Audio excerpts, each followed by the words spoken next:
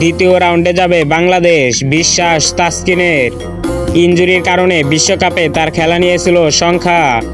শেষ পর্যন্ত ঠিকই বিশ্বকাপের স্কোয়াডে জায়গা পেয়েছেন তাসকিন আহমেদ।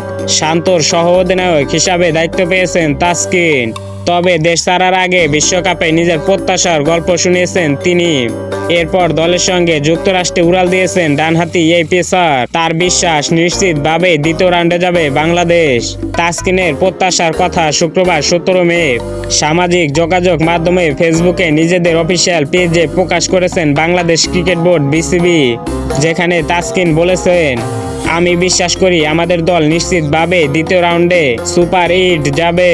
যদিও প্রথম দুটো ম্যাচই বড় ম্যাচ, টি-20 খুবই অনিশ্চয়তার খেলা, যে কেউ যে কাউকে হারিয়ে দিতে পারে। নেদারল্যান্ডস নেপালকে হালকাভাবে নেওয়ার কিছু নেই, যে কোনো সময় যে কোনো কিছু ঘটে যেতে পারে। আমরা অবশ্যই দ্বিতীয় রাউন্ডে যাব। নিজের চোট নিয়ে ডানহাতি এই পেসারের দাবি, আমি অনেক ভালো অনুভব করছি, দলে সহ অধিনায়ক হয়েছি। একটা জিনিস আমার মনে পড়েছে, 2019 সালের বিশ্বকাপের আগে আমি মন খারাপ করে স্টেডিয়াম থেকে চলে গিয়েছিলাম। আরেকটা বিশ্বকাপে আমার জন্য দল পেছাতে হয়েছে, 2 দিন পরে দিয়েছে। এটা গর্বের মুহূর্ত, চেষ্টা করব এই সম্মান দেওয়ার।